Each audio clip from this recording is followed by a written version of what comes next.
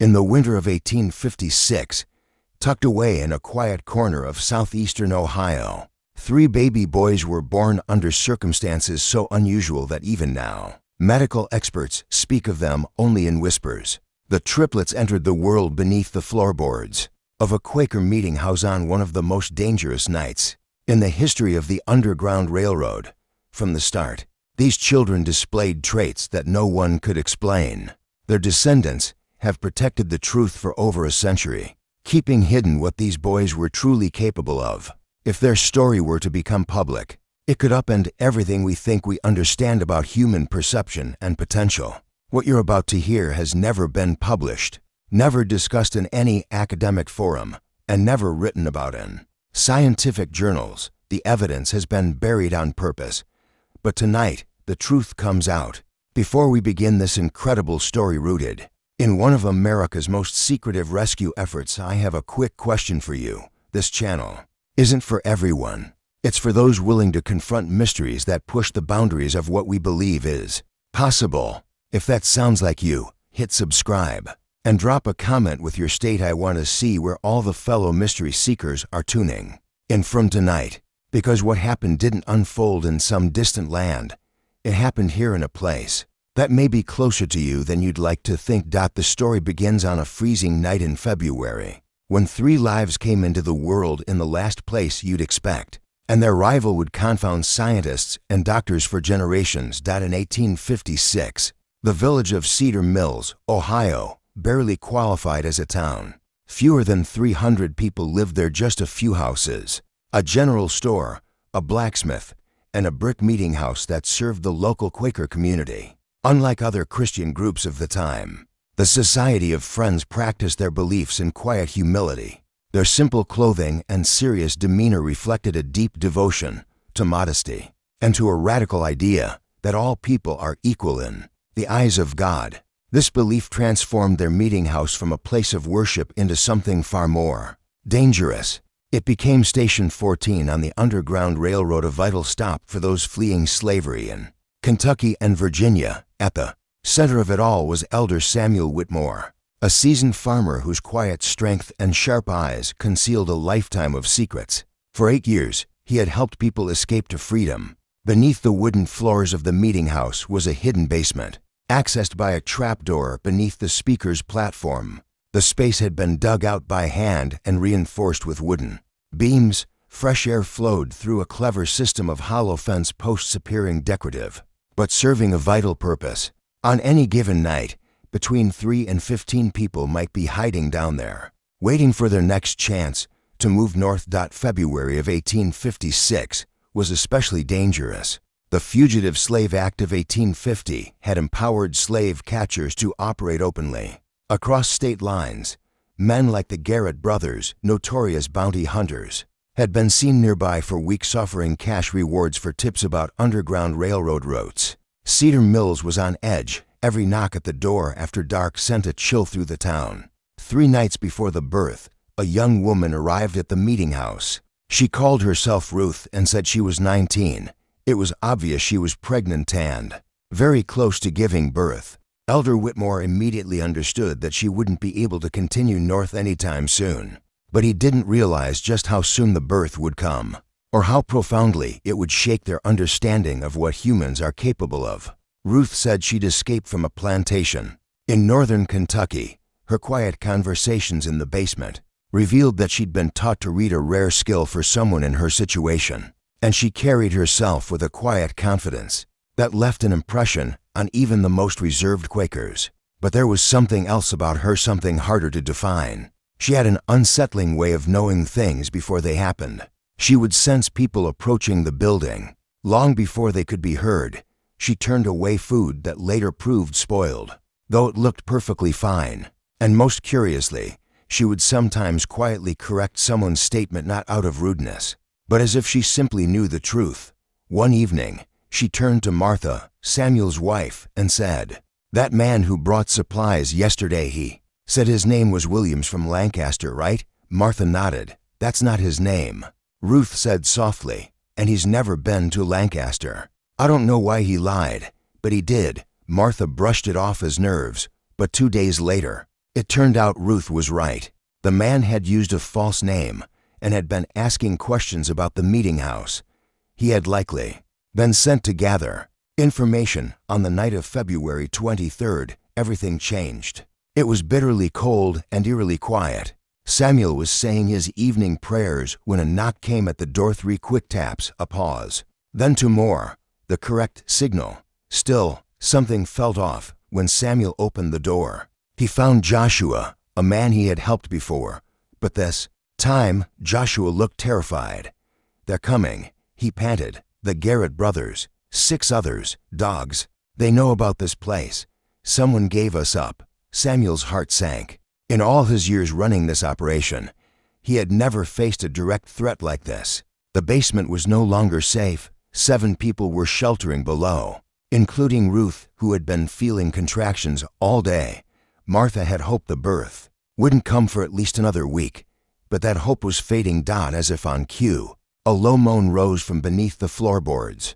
Martha turned pale. "Samuel," she whispered, "it's starting right now." The hours that followed felt like a fever dream. Samuel and 2 others began moving the 6 freedom seekers through a secret tunnel that led from the basement to a forest nearly a quarter mile away. Meanwhile, Martha and her daughter Rebecca went below to help Ruth. What they saw defied everything they knew about childbirth. Ruth was in active labor, but calm to calm, she showed none of the pain or physical strain typical of labor. Her breathing was steady. Her muscles relaxed. When the contractions came, she simply waited, as if she was listening to something no one else could hear. Martha leaned down and asked, "How many?" Ruth opened her eyes glowing in the candlelight. 3, she said. 3 boys. They've been waiting for tonight." Martha glanced at Rebecca, her concern growing. Triplets were rare. Triplets born in a basement during a raid were unthinkable.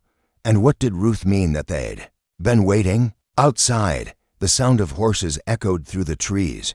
"They're here," Samuel called down. "The tunnel's clear, but Ruth can't be moved." What happened next was recorded in Martha's private journal, discovered over a century later, during a renovation in 2003. According to her handwritten account, Ruth's labor intensified as the slave catchers entered the building, but it didn't follow any natural rhythm. The first baby was born in total silence.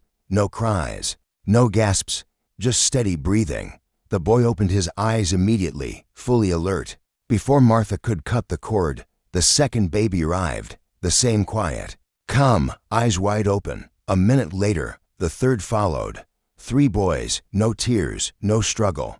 It was unlike anything Martha had seen in all her years as a midwife. And then came the strangest part.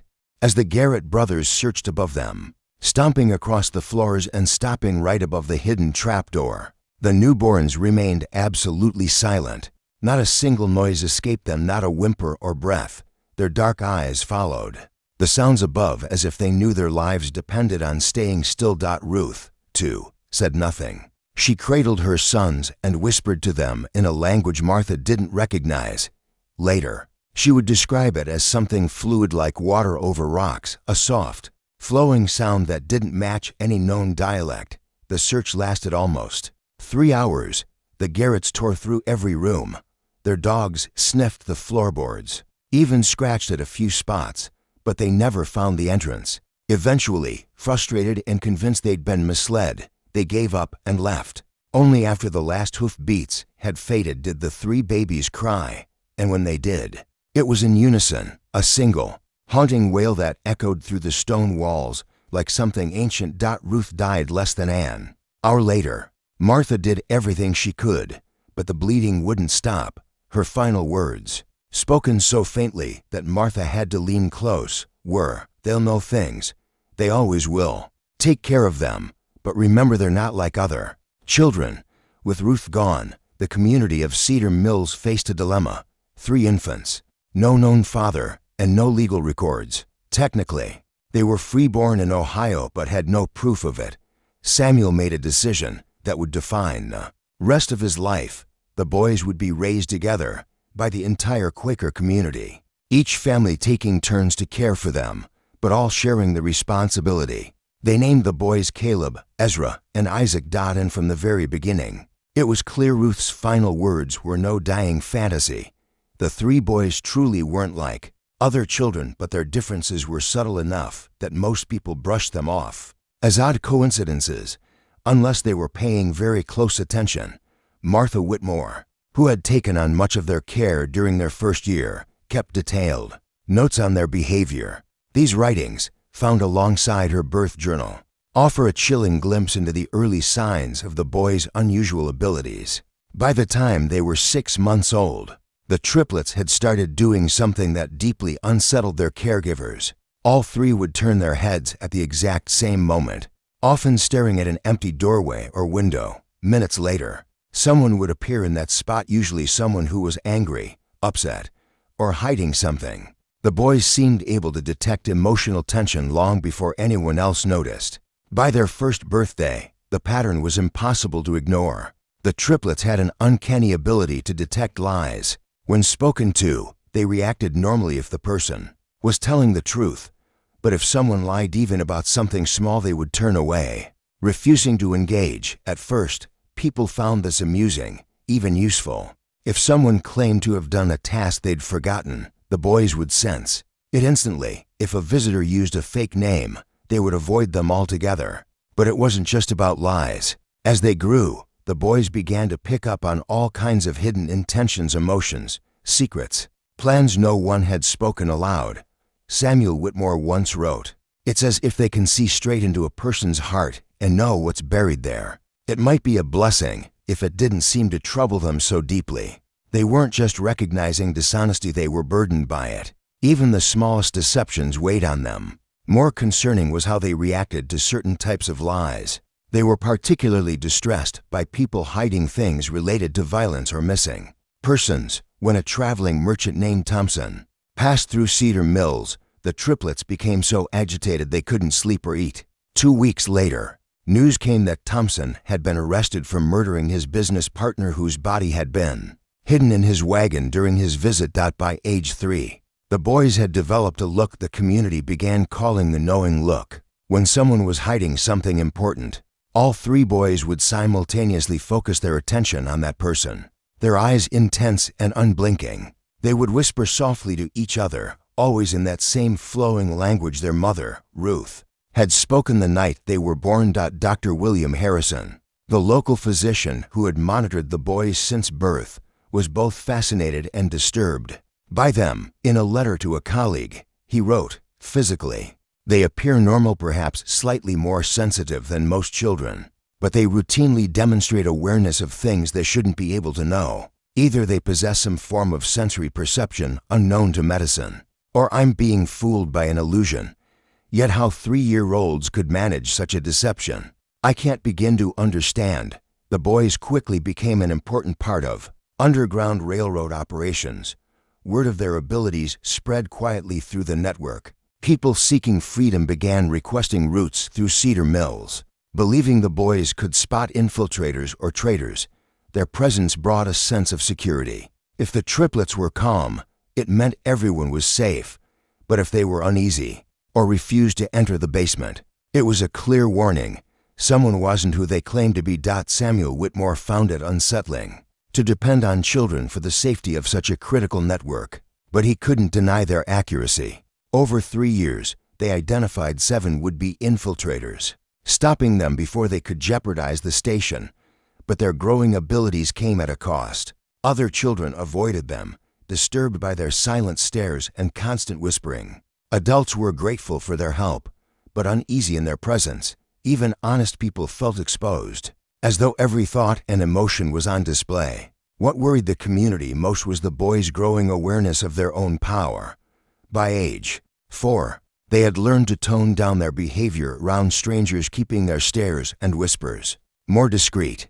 But this only deepened their sense of separation from others. The more they understood, the more isolated they became. In 1860, tensions in Ohio were rising fast.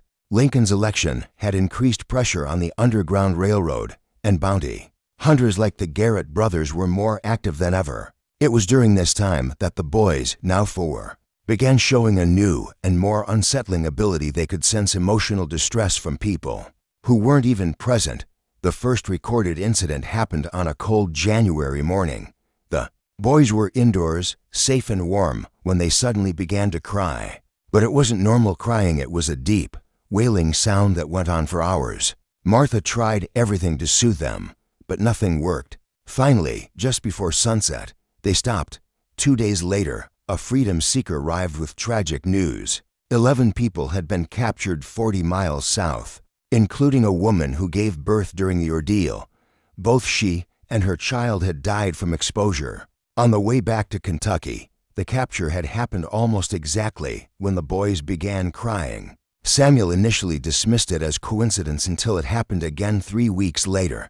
This time, the boys were upset for just 2 hours. The next day, they learned that a conductor had been shot and killed near Portsmouth, Ohio. Right at the time, the triplets had been in distress.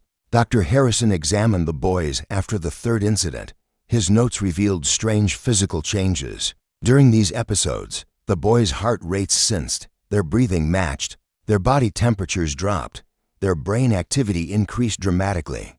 Despite their apparent distress, their nervous systems were reacting to something far away. Harrison concluded they were detecting emotional trauma at a distance, especially involving danger, betrayal, or violence. They never reacted to accidents or natural deaths, only acts of deliberate harm. As word spread, people began traveling to Cedar Mills, hoping the boys could help find missing family members. Samuel was hesitant to involve them, but the boys seemed drawn to these grieving visitors. One case stood out. The Brennan family came looking for their daughter Mary, missing for 3 months. At first, Samuel refused to involve the boys, but Caleb, Ezra, and Isaac approached the family on their own. They stood quietly before Mrs. Brennan, then whispered to each other in their usual way. After a few minutes, Isaac stepped forward and pointed southeast. "She's there," he said. "She's scared, but alive. The man who took her isn't who he said he was." Acting on the tip, authorities searched a remote farm near Chillicothe. They found Mary and 2 other young women locked in a cellar. The kidnapper, posing as a preacher, had planned to sell them into prostitution. He was arrested and confessed. After that, the community saw the triplets in a new light. We'll always be watching, and we'll remember who helped and who didn't. 3 hours later, the marshals found an empty meeting house. The triplets were gone. Despite months of searching, tracking dogs, soldiers, scouts, no trace was ever found. Dr. Hartwell's report remained sealed until 1924, when finally released. It caused a stir in the scientific community. But by then, the boys would have been nearing 70, well beyond the reach of study. Samuel Whitmore died in 1889, leaving behind private writings that described what he had seen. "I've seen the future," he wrote, "and it both terrifies and amazes me." Even after their disappearance, the boys' legacy continued. Strange stories began to surface across the country. Children born in hard times, often after their mothers had been exposed to toxins or trauma. A girl in Pennsylvania who could predict accidents. Twin boys in Texas who could locate missing people. A child in California who always knew when someone was lying. Most of these stories were dismissed as myths, but scientists began to notice patterns. In time, geneticists confirmed what Dr. Hartwell suspected. Environmental stress combined with toxic exposure could trigger rapid genetic mutations. Mutations passed on through generations. At least 47 confirmed cases of heightened electromagnetic sensitivity were identified. Between 1850 and 1900, most from areas hit by war or pollution. Today, neurologists like Dr. Sarah Chen believe that these early cases may have seeded a small but significant subset of the population, people with abilities just beyond ordinary human perception. "We're not talking about magic," she said in a 2019 interview. "We're talking about heightened sensitivity, people who can detect what most of us miss." The most intriguing evidence came in 2003. While renovating an old Ohio farmhouse, workers found a hidden room filled with preserved documents. Among them was a letter from 1923, written in 3 distinct handwritings but signed together, "The Children of Cedar Mills." The letter included detailed genealogies showing that the boys had lived long lives and fathered children. It listed descendants, many of whom had reported similar abilities. It also predicted several major historical events with eerie accuracy, including both world wars, the atomic bomb, and the moon landing. The letter ended with a message for future generations. We are still here, we are still watching, and we will be ready when the world is. It included an address in Ohio and one instruction: come on the anniversary of our birth. On February 23, 2024, more than 50 people gathered at that location. Scientists, descendants of Underground Railroad families, and individuals who claimed to have abilities like the Triplets. What happened that day remains a mystery. Attendees have refused to talk about it. No official records exist. But afterward, several of them began working together on missing persons cases, criminal investigations, and new research into human perception. Dr. Chen, who was at that gathering, offered only one comment: the story isn't over. In fact, it's just beginning. The legacy of the Cedar Mills Triplets, 3 boys born in secret, shaped by suffering, and gifted with abilities beyond belief, continues to unfold. Were they humanity's next step forward? Or the start of something we still don't understand? Somewhere out there, their descendants are still watching, still listening, still waiting. And if the Triplets were right, the future they predicted may already be here. What do you think? Could evolution take such leaps under pressure? Have you ever experienced a moment of intuition that felt impossible to explain? Let us know in the comments. If you want more stories that blur the line between science and the unknown, make sure to like, subscribe, and hit the bell. And join us next time as we uncover another hidden chapter in America's strange and extraordinary past.